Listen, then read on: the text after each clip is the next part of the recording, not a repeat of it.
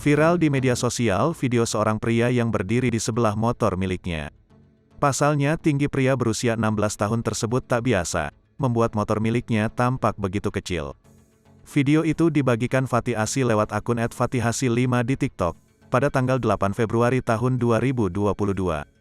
Dalam video berdurasi kurang dari semenit tersebut, tampak seorang pria baru turun dari motornya. Adapun saat berdiri, pria berjaket hitam dan celana pendek krem tersebut bikin publik tercengang. Sebab, meski disebutkan masih berusia 16 tahun, tinggi pria itu mencapai 190 cm. 16 tahun 190 cm. Senggol, dong, kata Fatih dalam keterangan videonya.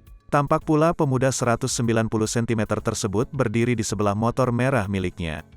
Hal tersebut semakin menjadi sorotan lantaran saking tingginya pemuda tersebut, motor sampai terlihat hanya setinggi lututnya. Seketika unggahan tersebut viral, ditonton hingga lebih dari 3,7 juta kali dan direspons oleh ratusan ribu orang. Beragam komentar diberikan warganet, kebanyakan takjub dan menyoroti perbandingan tubuhnya dengan motor yang dinaiki.